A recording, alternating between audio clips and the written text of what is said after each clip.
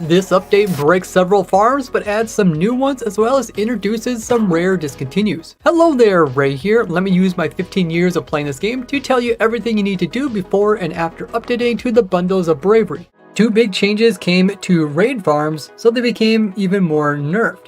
The one big one is that when it comes to how far a raid can be spawned above the initial village, it will no longer be able to place in raiders really high up in the air, but is now capped at only placing them up 96 blocks. This nerfs the popular designs that we showed with the stacking raids as well as the stacking waves. And raids change so that they no longer will spawn in just 3 main rings, but instead will attempt to spawn in one of these many rings, so they almost will never fail even if they're on a small island. But I've already designed a new raid farm that can work with all these nerfs, and I even discovered a way to actually get the stacking waves to occur using some weird tricks. So double check that you've clicked that subscribe button so you don't miss out on those videos, and if you really appreciate the dedication that I put into all these different types of farms and machines, consider joining as a YouTube member. It's only because of my monthly supporters I'm able to put this time and dedication into this. There is also a big nerf to copper as well as drown farms by using zombie reinforcements, which got changed so now drowns that summon in reinforcements will not summon in zombie ones, but instead will summon in drown ones, but only if the circumstances are correct, like there is water and there is a block, which makes it really difficult to get infinite drowns as well as infinite copper. But I was able to use my initial reinforcement zombie farm that I did 8 years ago in combination with Ender Dragon to make a new type of sustainable copper farm. So if you haven't clicked that like button, this is definitely a good reason too.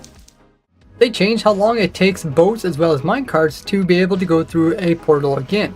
Normally when something comes to another portal, it takes 15 seconds of it sitting before it can actually get teleported again. But now for boats and minecarts, it only takes half a second, and this means we can have minecarts come in, bounce off, and go back through without having to break them down and replace them again. And this will make another portal chunk loader, which I originally showed over 8 years ago, and you can learn more about how chunks work and chunk loading in this video here. Projectiles cooldown going through portals has also been changed to just 1/10 of a second, so I can travel hundreds of blocks by throwing a ender pearl through this nether portal, and then going into the nether and out a different nether portal, instantly teleported me over 350 blocks. And what it looks like on the nether side is just I got one big portal over here, and I got a portal over here, and I'm on the overworld, throw ender pearl through this portal, and it goes flying across into that portal and teleports me over into the overworld. And for every 1 block it travels to the nether, it travels 8 blocks in the overworld, which makes a new easy way to do transportation.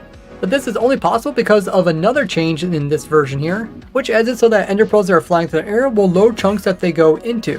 That way your ender pearl never gets stuck in unloaded chunks, but will just load that chunk and will teleport you to it. This introduced tons of crazy new things, like not only new types of chunk loaders, but also wireless infinite programmable teleporters, where you can teleport the player infinite distance without any connection to the far out location. And I even made movable chunk loaders, which I used to make this crazy machine called the World Ender, which does never-ending world destruction without the player even loading it. You can learn about all the things you can do with this new type of ender pearl chunk loader and this crazy fly machine in these 2 videos. Bundles are now added into the main game and easily can be crafted up with just 1 leather and 1 string. And bundles can store a stack worth of any amount of items. You can put the items in just by picking them up and clicking on top of the bundle, or you can pick up the bundle and click onto the items. And because they can carry a stack worth, they can be unique items, like 64 items that normally stack to 64, or like a stack of ender pearls which only stacks to 16. But either way, this will fill up the bundle, making it full. There's also a handy display which you can access by hovering your mouse over top, then using your scroll wheel to select which item you want, and the item will be illustrated popping out the top of the bundle right here in your inventory. And then if you select the item that you want to take out and you just right click, that will pull that item out of the stack. Otherwise, if you come in and hold the bundle and then just right click, it'll always take the item out of the top left going down the row. It can display as many as 12 different unique items all at once. Otherwise, it'll just show the rest of the items as being a plus sign, which you can't reach unless you remove other items. You can also remove items from the bundle just by holding it in your hot slot and then right clicking to drop them out in order, or holding down right click to drop everything very quickly. Which makes bundles great for early game where you can collect tons of stuff while exploring, or mid-game where you can quickly access items without having to put down like a shulker box. You can also dye bundles with all 16 colors in the game.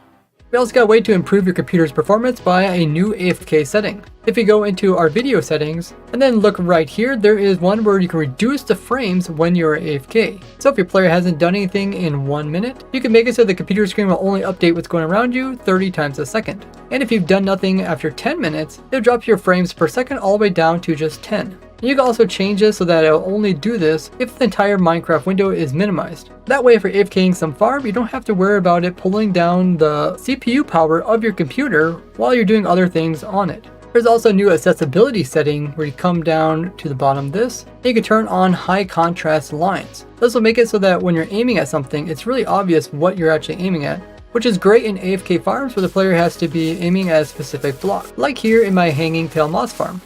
Redstone also got a new visual look, so it's a lot easier to see that the redstone is actually powered, as it now puts off this really bright red color. Now you can hide yourself from showing up on maps just by placing a carved pumpkin on your head. So despite you having the map in your inventory, other players cannot see you on the map. Bats can now spawn above sea level as long as it's dark and there's a spot to spawn in, when before they would only spawn below. Bees are now overall smarter in finding flowers and returning back to their nest. The performance overall of the game has been improved, not only frames, but also in generating and loading new chunks. We also got parity between Java Edition and Bedrock Edition, with the Field Mason banner pattern coming to Java Edition, as well as the border indented one. And both of these can be crafted up and will get you these nice looking banners. We also got the parity so that Java can get baby dolphins, as well as baby glow squids and normal squids. We also got the size variations that can come with salmon, so there could be some really big ones, as well as some really small ones. Dogs can now be fed with the fish, just like parity with Bedrock Edition. But there's also some experimental features which you can access by clicking here, and by turning these on you can access stuff like the minecarts improvements, the redstone experiments, the villager trade rebalance, as well as the winter drop. I've already done detailed videos covering each of these down in the description. Now when it comes to discontinued items, blocks, or mobs, there is two cool ones that you can go for. If a villager is sleeping in a bed at night and then it gets struck by lightning converting over into a witch, if we check the data for the bed, it says it's still being occupied by a villager. And because of this, the player can't actually sleep in it. And when you update to the new version, it will stay this way, making it a discontinued block that you can't get anymore. The second one being, you can get some mutant mobs. I did a whole video covering that, although most of the things shown in that video could only be done if you upgrade into that snapshot, but some of the properties do transfer over. But some things become more difficult, such as like string dupes, and before this would actually duplicate the string, but they've now fixed this type of string dupe, so if you want a whole bunch of it, collect it before updating. Otherwise, you can get your string from bartering with piglins, with my piglin gold farm, or by using my spider farm. Also take advantage of previous drown and copper farms as they get harder in the new version. And stock up by running your raid farm as they also change in this version. And Java Edition just got 1.21.3, and the only change between the .2 and the .3 is that they fix it so that salmon that get upgraded will now turn into the medium version rather than always turning into the small one. For the less important changes, browse through my snapshot review video playlist where I've already covered every change, big and small. Now learn about all the cool things you can do with the new Ender Pearl chunk loaders by checking out this video here. And share this video with your favorite Minecrafter. I'll see you guys in the next one. Bye bye!